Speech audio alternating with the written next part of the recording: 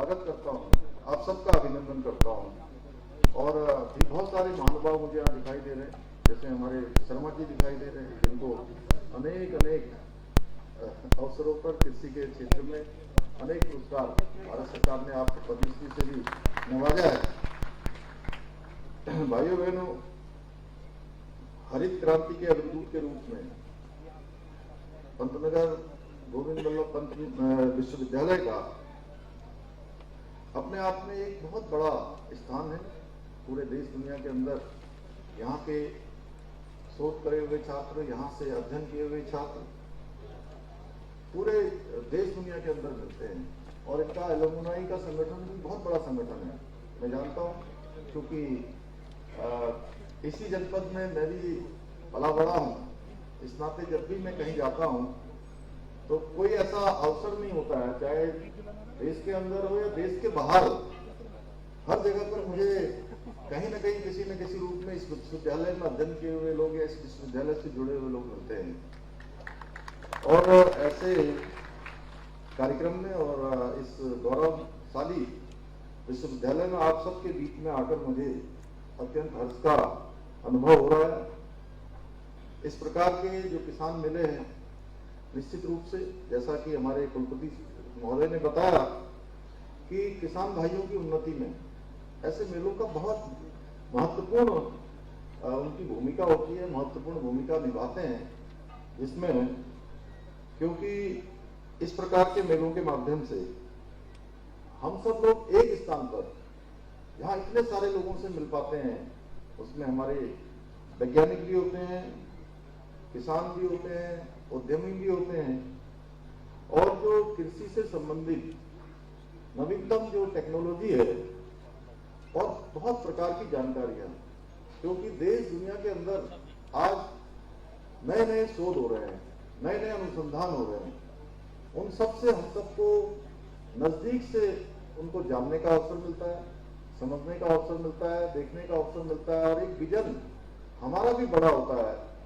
क्योंकि देखने से, मिलने से, नई नई तकनीकों को जानने से वास्तव में हम अपने विजन का विस्तार करते हैं, एक एक्सपोजर मिलता है।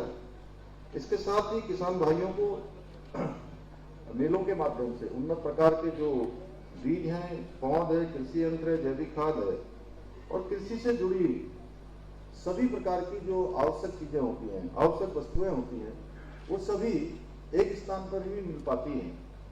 मुझे पूरा विश्वास है कि इस मेले में प्रदर्शनी के द्वारा उपलब्ध कराई जा रही तकनीकी जानकारियों से हमारे किसान भाई उपलब्ध होंगे। मेरा भी आज पूरा मन था, कुलपति महोदय कह भी रहे थे कि पूरा पंडाल घूमते हैं, पूरी प्रदर्शनी देखते हैं, और अच्छा होता कि मैं भी सभी प्रदर्शनी में जाता। हमारे कमिश्नर साहब भी जाते, जिलाधिकारी जी भी जाते, हमारे सीडीओ साहब मनीष बड़े ये भी नवाचार करने पर विश्वास करते हैं। मैं इनका नाम विशेष रूप से उल्लेख इसलिए कर रहा हूँ कि नए IAS अधिकारी और बहुत नजदीक से चीजों को जानते हैं और उसका समाधान भी करते हैं। तो निश्चित रूप से ये हमारे कृषक भाइयों के लिए और कृषि को आगे बढ़ाने में अपना योगदान देते, लेकिन थोड़ा सा पूर्व निर्धारित कार्यक्रम होने के कारण से मैं कुछ ही एक स्टॉल देख पाया, लेकिन मन से मैं सारी स्टॉल देख रहा हूँ कि वास्तव में हमारे विश्वविद्यालय के द्वारा बड़ा प्रयास किया गया है और विश्वविद्यालय लगातार प्रयास भी कर रहा है। उसी का परिणाम है कि हमारा विश्वविद्यालय जो है 50 पायदान और ऊपर आ गया। निश्चित रूप से ये हम सब लोगों के लिए बहुत ही गौरव की बात है। और प्रतिवर्ष ये मेला आयोजित होता है और ये सच में एक सबसे बड़ा मेला है, और इसको मैं कहूँगा कि ये कृषि का ऐसा कुंभ है जो किसानों को आधुनिक तकनीकी का बोध कराकर उन्हें हर दृष्टि से समृद्ध बनाने में महत्वपूर्ण भूमिका निभाएगा। और हमारे प्रधानमंत्री जी का जो संकल्प है कि 2047 तक विकसित भारत बनेगा, जैसा गौतम जी ने कहा, उसमें हमारे किसान भाइयों को प्रेरित करने में, उस दिशा में ले जाने में बहुत महत्वपूर्ण भूमिका निभाएगा। भाइयों बहनों, हम सभी जानते हैं हमारे प्रधानमंत्री जी के नेतृत्व में किसानों के कुशल, समृद्ध और आधुनिक बनाने के लिए व्यापक स्तर पर आज हर प्रकार के प्रयास किए जा रहे हैं, हर दृष्टि से काम किया जा रहा है।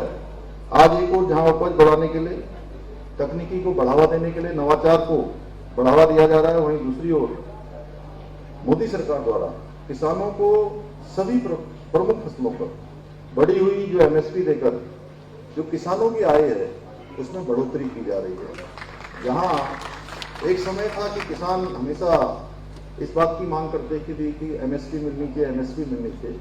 आज अधिकतम फसलों पर एमएसपी देने का काम हो रहा है।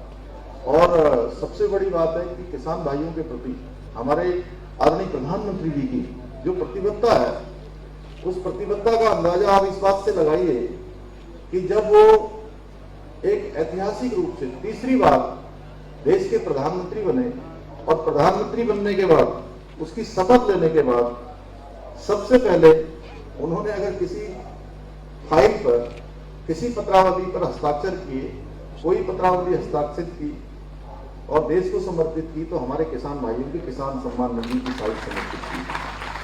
किसान सम्मान निधि की योजना के जरिए आज हमारे राज्य के अंदर 8 लाख से अधिक किसान इससे सीधे सीधे सम्मानित हो रहे हैं। उनको आर्थिक संबल भी मिल रहा है। और इतना ही नहीं, आदरणीय प्रधानमंत्री जी के नेतृत्व में केंद्र सरकार ने पिछले दिनों किसान भाइयों को उनका जीवन स्तर ऊपर उठे, उनकी आय बढ़ाने के उद्देश्य से करीब 14,000 करोड़ रुपए की कुल 7 योजनाओं को अभी मंजूरी दी है। और इन नई योजनाओं के स्वीकृत होने से किसान भाइयों को बहुत बड़े पैमाने पर पूरे देश के अंदर लाभ मिलने वाला है, उनकी सहायता होने वाली है। भाइयों बहनों, आदरणीय प्रधानमंत्री मोदी जी से प्रेरणा लेकर हमारे राज्य में भी प्रदेश के किसानों को उनके उत्थान के लिए, उनकी समृद्धि के लिए हर दृष्टि से वो आगे बढ़े, उनकी सहायता हो, उसके लिए हमारी सरकार भी संकल्पित होकर निरंतर कार्य कर रही है। वर्तमान में प्रदेश में किसानों को 3 लाख रुपए तक का ऋण बिना ब्याज के दिया जा रहा है। इसके साथ ही आप सब देखते होंगे यहाँ भी फार्म मशीनरी बैंक का यहाँ प्रदर्शनी लगाई गई होगी। और इस योजना के जरिए कृषि उपकरण खरीदने के लिए हमारे किसान भाइयों को 80% तक की सब्सिडी देने का प्रावधान हमने किया हुआ है। गेहूं खरीद पर कृषकों को प्रति कुंटल 20 रुपए का बोनस दिया जा रहा है। इसके साथ साथ गन्ने के रेट में भी 20% प्रति कुंटल की हमने बढ़ोतरी की गई है। हमारी सरकार द्वारा किसानों के लिए नहर से सिंचाई को बिल्कुल मुक्त कर दिया गया है कि अब नहर से कहीं भी सिंचाई होगी तो उसका कोई शुल्क नहीं लगेगा। हम चाय बागान, धौला देवी, मुंशियारी और बेताल घाट को जैविक चाय बागान के रूप में परिवर्तित कर रहे हैं। खाद्यान्न की खेती के साथ ही हम सगंध खेती को, सगंध खेती की हमारे यहाँ बहुत संभावनाएं हैं और इन्हीं संभावनाओं को ध्यान में रखते हुए इसको बढ़ावा देने के लिए 6 एरोमा बेबी विकसित करने का काम भी हम तेजी से कर रहे हैं। हमने इस बार के बजट में पॉली हाउस के लिए 200 करोड़ रुपए का अलग से बजट रखा है। एक पॉली हाउस की योजना धरातल पर उतार रहे हैं, जिससे जो हमारे बहुत संभावना है। जैसे मैं देख रहा था अभी गदरपुर क्षेत्र के किसानों ने एक फूल का गुलदस्ता मुझे भेंट किया और उन्होंने कहा कि हमारे यहीं के फूल हैं।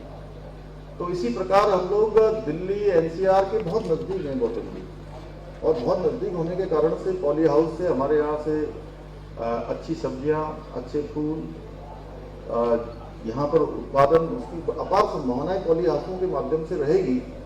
और वो ताजे ताजे फल और ताजे ताजे फूल और ताजे ताजी सब्जियां सीधे सीधे हम देश में दे पाएंगे और बहुत आसानी से। उसके लिए हमने आगे की भी व्यवस्था की है कि जैसे ही इसका उत्पादन बढ़ेगा तो हम 2 केंद्र बनाकर किसान भाइयों को वहाँ पर एक जगह पर, या तो हमारी मंडी भी इस काम को कर सकती है, बदू जी यहाँ बैठे हैं, और मंडी के माध्यम से भी कुमाऊं मंडल में और गढ़वाल मंडल में जहाँ पर अच्छा ट्रांसपोर्टेशन जहाँ से हो सकता है उसको भी हम लोग आगे की योजना में हमने सम्मिलित किया है।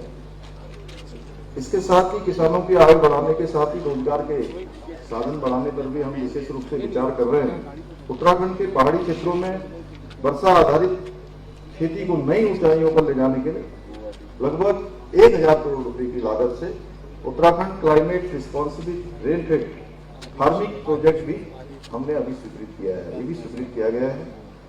सब्जियों की तरह ही फलों के उत्पादन को बढ़ाने के लिए भी हमारी सरकार विभिन्न स्तर पर काम कर रही है।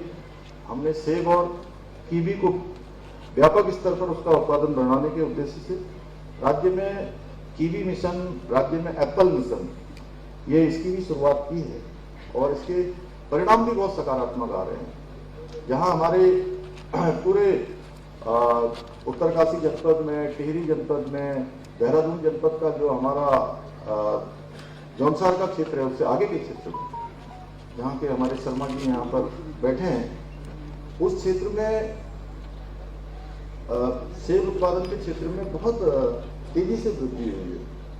वहीं अन्य स्थानों पर भी अब तेजी से अब पौड़ी जनपद में भी हो रहा है। यहाँ पर चंपावत में भी, जहाँ पिछले वर्ष हमने कुछ कोको कोला और अन्य एजेंसियों के माध्यम से हमने उनसे कहा था कि आप यहाँ पर हमारे यहाँ इसके सेब के बगीचे बनवाइए, और उसके परिणाम इतने अच्छे आए कि जब सेब आ गए तो उस दिन भी उन्होंने मुझसे जो है उस दिन एक कार्यक्रम करवाया। तो सच बताऊं तो जैसे सेब जो है बिल्कुल लाल लाल और गुलाबी सेब हो रहे थे दीपक जी, तो मेरा मन भी वैसे ही हो रहा था उन सेबों को देखकर कि इन लोगों ने जो है इतना मतलब प्रयास करके कि हम अगर किसी काम को कर रहे हैं तो हमें उसमें सफलता मिल रही है और हम प्रयास कर सकते हैं। तो बहुत सारे मामलों में ऐसा चल रहा है। एप्पल मिशन के अंतर्गत सेब बागान लगाने वाले किसानों को भी हम इसके लिए 80% की जो सब्सिडी भी है वो दे रहे हैं। कीवी के बगीचे स्थापित करने में भी हर संभव मदद कर रहे हैं। बागेश्वर जनपद